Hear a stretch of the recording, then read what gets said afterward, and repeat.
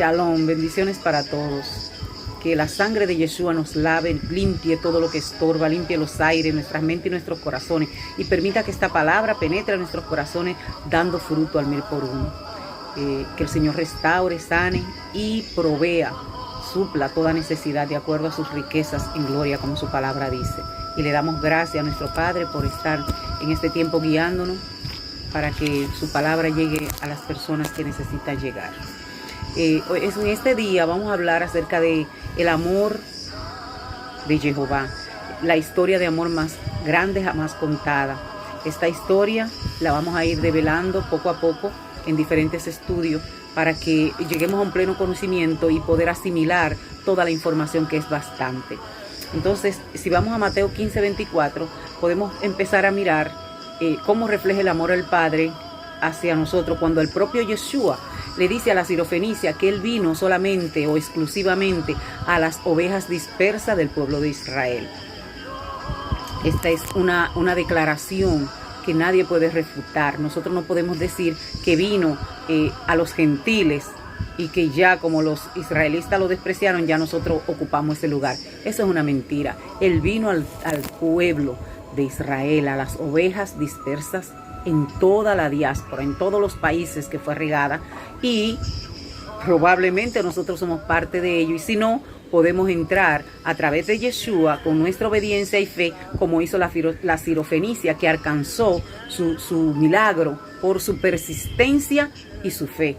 Entonces nosotros, por nuestra obediencia, persistiendo en nuestra fe, nosotros también podemos alcanzar en Yeshua, a través de la sangre de Yeshua, podemos alcanzar salvación si es que no somos de las 10 tribus. Y aún siendo las 10 tribus, también tenemos que ir a través de Yeshua, porque es la puerta. Dice que él va a juntar los dos pueblos y va a ser un solo rebaño. Y de dos pueblos va a ser un solo, él va a ser el pastor de las 2 tribus y de los 2 reinos. Dice que él va a ser el pastor de los 2.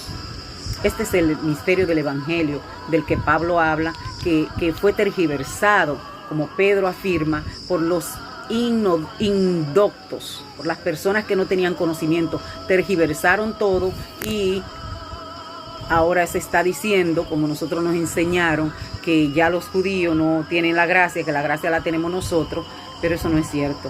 La palabra dice otra cosa, y a los judíos, a los israelitas, nunca se les ha quitado lo que el Señor desde un principio le ofreció.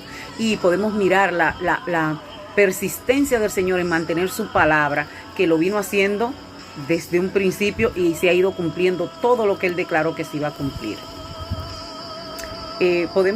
Hay muchas diferentes opiniones acerca de qué es Israel.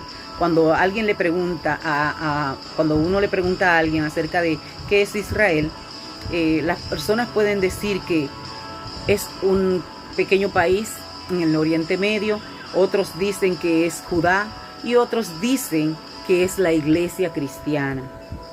Aunque todos estos elementos tienen parte de verdad, no han llegado a la raíz de la visión completa de las escrituras acerca de los hijos de Israel, o Ben Israel en hebreo, que significa lo mismo, hijos de Israel. A muchos se les olvida que Israel era antes eran antes 12 tribus. 12 tribus que eran los 12 hijos de Jacob, antes de que se le cambie el nombre a Israel. Cuando él se llamaba Jacob, tuvo 12 hijos, y luego le cambiaron el nombre. El Señor le cambió el nombre y le puso Israel, que significa el que se esfuerza con Dios para ser bendecido. Eso es lo que significa realmente. Cuando decía en la palabra, en nuestra Biblia, dice el que lucha contra Dios y vence, contra Dios y los hombres y vence, eso no es cierto. Yo me preguntaba, ¿cómo que el que lucha contra Dios y vence? ¿Cómo es eso? ¿Cómo él puede luchar con Dios? ¿Cómo es eso? No. Lo que pasa es que no conocemos una pequeña porción de lo que las palabras hebreas significan. Cuando uno estudia un poquito más, se da cuenta de que el significado es más amplio y cubre más de lo que el griego nos dice. Dice que es el que lucha, que se esfuerza con Dios para obtener su bendición. Recuerdan que él se aferra al ángel y le dice, si no me bendices no te vas. Y él tuvo que, para poder despegárselo, tuvo que lesionarle el músculo de las caderas, el tendón de la cadera, dice la palabra.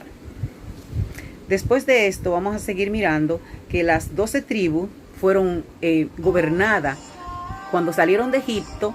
Las 12 tribus junto con la muchedumbre de los Goyim salieron y fueron gobernadas. Después de eso, después que entraron a la tierra prometida, fueron gobernadas por 3 reyes consecutivamente. El primero fue Saúl, después fue David y después vemos que fue Salomón. Con Salomón culmina esta unión de las 12 tribus con un solo reino, porque Salomón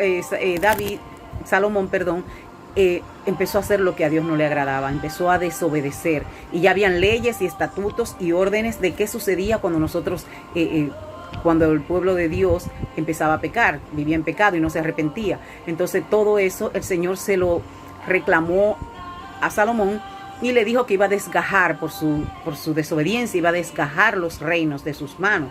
Y así lo hizo, dividió las tribus, pero por amor a David, por cumplir su promesa, porque es un Dios fiel, él persistió en dejarle 2 tribus al hijo de Salomón, que no fue en los tiempos de Salomón que desgajó los reinos, sino con su hijo Joroboam. Si vemos más adelante, ¿qué sucede con estas tribus? Cuando se dividen, nunca más vuelven a ser iguales. Estas tribus van en decadencia, profundizando más en el pecado, al grado de que el Señor las deporta. Porque así dice: cuando tú no me obedeces, te voy a sacar de la tierra, inmediatamente te voy a sacar de la tierra que fluye leche y miel, porque nada corrompido tiene que estar en esa tierra. Y el Señor se lo hace, saca primero a la tribu del norte, la dispersa por toda Asiria, y esa tribu nunca más aparece. Esa tribu se dispersa y nunca vuelve a Israel. Pero más luego también dispersa a Babilonia el reino del sur. Cuando dispersa el reino del sur, pasaron 70 años, que son las 70 semanas de Daniel, que cuenta, es una profecía que está allí. El que quiere leer puede ir allí a buscarla. Dispersa esas tribus, pero esas tribus vuelven otra vez a Israel. Cuando vuelven, entonces se le imputa el nombre de Israel, y uno, cuando hablan de ella, uno piensa que están todos allí, pero no sabemos que todas las otras 10 tribus, que es prácticamente todas, están dispersadas y están entre nosotros, al grado de que nosotros no sabemos de dónde venimos, nosotros no sabemos ni quiénes somos. Por eso este estudio es tan importante, porque nos puede identificar nuestras raíces, pero también nos enseña que si no somos israelitas, tenemos la misma oportunidad, porque lo tuvieron los que salieron con las 12 tribus de Egipto, de la esclavitud. Entonces tenemos la misma oportunidad. Con nuestra persistencia también queda ilustrado con la sirofenicia que leemos en Mateo 15. Esta mujer pidió un milagro, el Señor le dice que no, y ella persiste, y por su fe el Señor le dice que su hijo fue sanado. Entonces nosotros también, si no pertenecemos al pueblo de Israel, por nuestra fe y persistencia de obedecer la palabra, podemos alcanzar todas las promesas y salvación que el Señor ofrece a través de su muerte y resurrección que Yeshua ofrece. Estas tribus, después que salen de Israel, son dispersas, como les decía, las 10 tribus, y nunca más regresan. A Joroboam, que era el que reinaba en Israel del norte, en la tribu de Israel, este hombre se le entregaron las 10 tribus, y él levantó el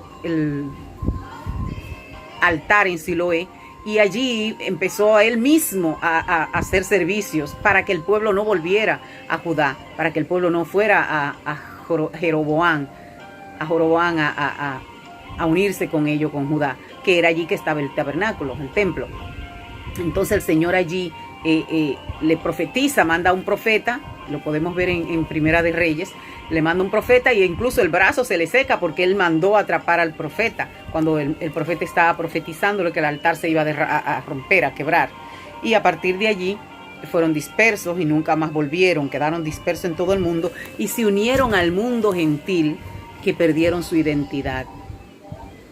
Es tan importante que nosotros conozcamos acerca de esto, porque eso nos va, como decía ahorita, a identificar a nosotros, de dónde, quiénes somos. qué tenemos que estar pidiendo y qué podemos decir cuando nos dicen a nosotros acerca de los israelitas. Tener cuidado de cómo hablamos, pero también poder bendecir esa nación, porque quizás pertenezcamos a ella sin saberlo, y porque dice la palabra que hay bendición para quien bendice a Israel. Entonces, en vez de decir que no le pertenecemos, pudiéramos añorar pertenecer a Israel, porque es el pueblo que Dios ha elegido, y es el pueblo por el que vamos a tener salvación, porque siempre el Señor enfatiza que su pueblo va a volver. Dice que en las Escrituras identifica específicamente a Israel de Judá. Cuando habla, especifica, dice la casa del norte o la casa del sur. Habla de esa forma para especificar a quién él se está refiriendo, hablando de esos dos reinos, el reino del norte o el reino del sur. Y la promesa de las Escrituras habla de que las 12 tribus de Israel van a ser una, como al principio. Eso todos los apóstoles añoraban que eso sucediera. Ellos anhelaban que volvieran las 12 tribus a ser restauradas. Ellos le preguntaban al Señor cuándo iban a ser restauradas las 12 tribus. Ellos lo añoraban, que querían que sea igual o mejor que antes. Y va a ser mejor que antes porque va a ser para siempre y ya no va a haber todo lo que existe hoy. Va a ser en perfección como cuando el Señor venga a restaurar su reino. Toda esta revelación, todo esto tiene relación con nosotros, absolutamente sí. Más de lo que nosotros pensamos. Por eso es que este estudio es tan importante y va a ser tan extenso, porque es para que aprendamos realmente y salgamos de las mentiras que nos han mantenido todos estos años. No nos podemos imaginar lo grandioso que es, tanto así que nos manda a que nosotros nos identifiquemos con el hijo pródigo. Es una alegoría del hijo pródigo, de cómo Israel cuando salga, cuando se arrepienta y vuelva, se va a dar cuenta de todo lo que perdió, de vivir en la esclavitud que hemos estado viviendo por años, alejada de nuestro Dios, alejada de todo lo bueno, de todas las bendiciones, de todas las shalom, el bienestar, la vida abundante, todo lo que tiene el Señor para nosotros, que es mucho más de lo que el mundo nos está dando. Al contrario, el mundo nos está robando tantas bendiciones. Entonces ahí nos vamos a dar cuenta cuando volvamos de todo lo que hemos perdido.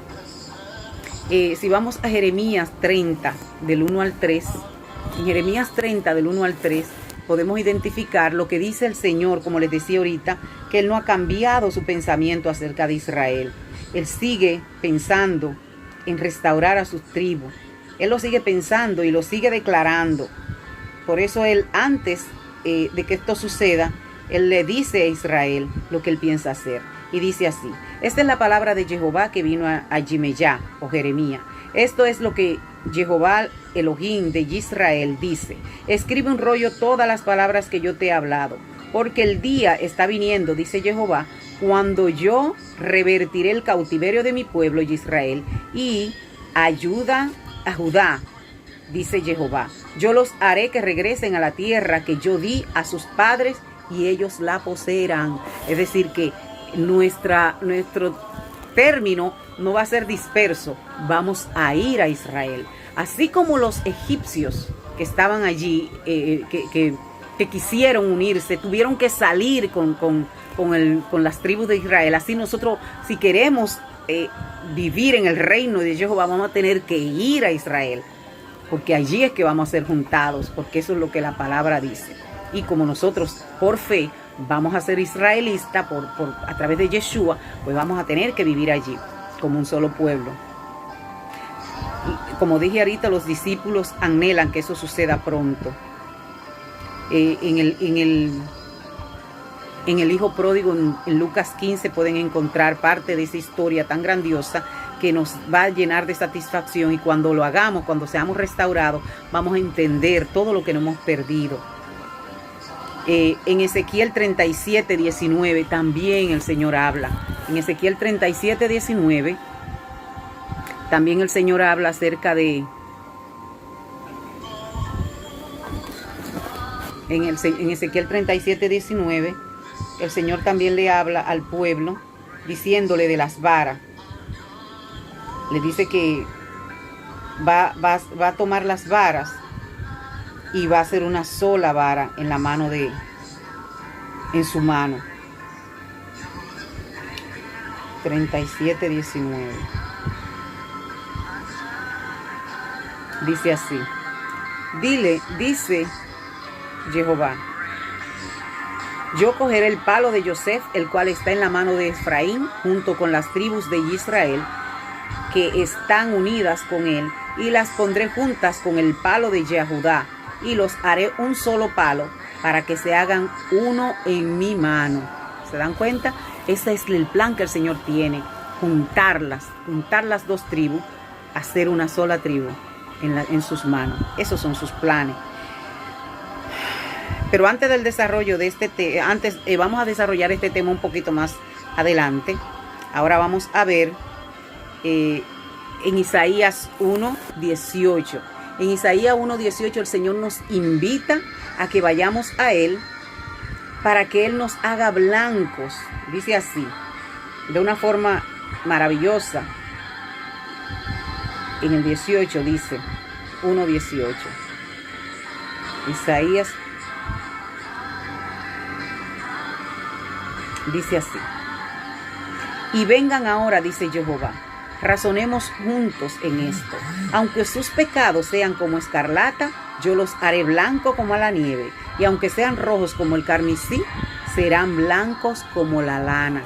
Esos son los planes del Señor, y por eso Él nos quiere atraer a Él, para Él blanquearnos, para Él limpiarnos, para Él quitar toda inmundicia, todo lo que estorbe en nuestras vidas, y poder restaurarnos y hacer un solo pueblo. Ese es el deseo, el anhelo del Señor. Pero vamos a conocer un poquito más adelante. Ahora vamos a hacernos esta pregunta: ¿estoy dispuesta a reflexionar con las Escrituras o a debatir con mi punto de vista? ¿Estoy dispuesta a examinar las Escrituras a pesar de que puedan estar en desacuerdo con lo que he aprendido y a desacreditarlo? ¿Estoy dispuesta a eso? Investigar algo que he creído por tantos años y darme cuenta que no era cierto, que lo que me han enseñado era diferente. Esto es algo difícil, principalmente para los pastores, porque van a tener que retomar todo lo que han enseñado, retomar todo acerca de que tenemos una herencia como judíos, como gentiles.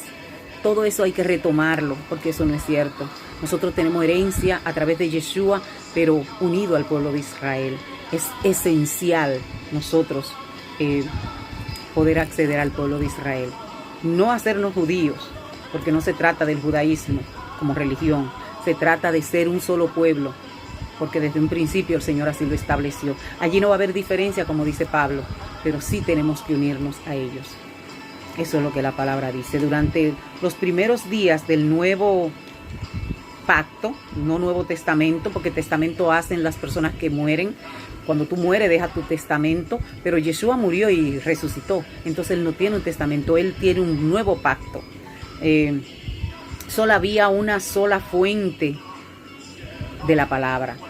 Cuando en el nuevo pacto se estaba escribiendo, ellos solamente tenían una fuente para verificar, para aclarar,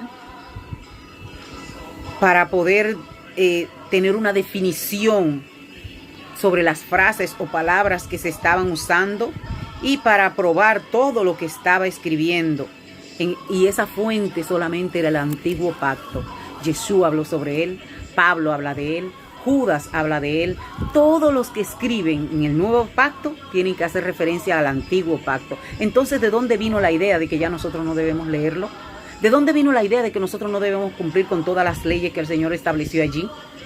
Eso fue errado y eso también hay que retomarlo. Hay que empezar desde Génesis. No empezar en Juan, como nos dicen. Tenemos que empezar en Génesis, aprender quién es Jehová y cuáles son sus reglas para nosotros pertenecer a su pueblo. Porque Él tiene reglas y no vamos a hacer lo que nosotros queramos. Todo tiene que ser como Él quiere, no como nosotros. No hay condescendencia en eso. El Señor es bien estricto y bien recto en cuanto a lo que Él dice. Si yo no vivo en obediencia, no voy a pertenecerle. Eso es lo que dice la palabra. Como los de Berea debemos ser nosotros. Pablo dice en Hechos 17:11 que los de Berea, cuando él hablaba, ellos iban a la fuente de las Escrituras y no iban al nuevo pacto, porque no existía. No existía. Ellos iban al antiguo pacto, a la Torá. Ellos iban y verificaban que todo lo que se estaba hablando de Yeshua estaba escrito allí. Entonces, ¿de dónde nosotros hemos sacado eso? De nuevo les pregunto. Nosotros necesitamos hacer lo mismo con nuestras creencias y tener una clara comprensión del pacto renovado y de la nueva y de nuestra salvación. En contexto, entender el nuevo pacto con más precisión. Debemos tener una base firme y entendimiento que solo la podemos encontrar en el antiguo pacto. Por eso es que estamos tan perdidos, por eso es que hay tantas diferentes denominaciones, por eso es que hay gente que hasta adora a Jerusalén. Hay gente que están adorando a Jerusalén, que tienen sus nombres. No, yo pertenezco a la denominación que adora a Jerusalén porque fue mencionada que sé yo cuántas veces en la Biblia. La gente está perdida, no tienen raíces porque no están en la raíz que es la Torá. No están en la raíz que es el nuevo pacto, que es el antiguo pacto. Ellos están divagando en el nuevo pacto. Las raíces de todo están allí. Y si no vamos allí, vamos a seguir en el aire. Y cualquiera nos va a mover con vientos. Por eso es que hemos sido engañados y movidos. Porque no conocemos nuestras raíces. No conocemos lo que estamos realmente creyendo. Estamos creyendo lo que todo el mundo nos dice. Y no estamos verificando. Yo los invito. Porque yo estoy viniendo con cosas nuevas que no hemos escuchado en este tiempo. En este sitio. Pero yo los invito a que ustedes mismos verifiquen. Casi vamos a terminar. Dice, en el antiguo pacto hay que buscarlo como si fuera un mapa que nos guía a través de todo lo que se vino a llamar nuevo pacto. Ciertamente, y de todo lo que va a seguir viniendo o está por venir. Si nos aferramos a algo que no se alinea con las leyes y los profetas, estamos diciendo que la palabra de Jehová se contradice. Y se nota que estamos fuera del mapa y estamos viviendo yendo en nuestra propia dirección. Y para comprender mejor por qué es con el pueblo de Israel dividido el nuevo pacto, entonces vamos a seguir en el próximo video. Que Jehová me lo bendiga y resplandezca su rostro sobre todos y que le aumente el deseo de seguir aprendiendo para que ustedes en sus casas sigan investigando la palabra. Shalom para todos.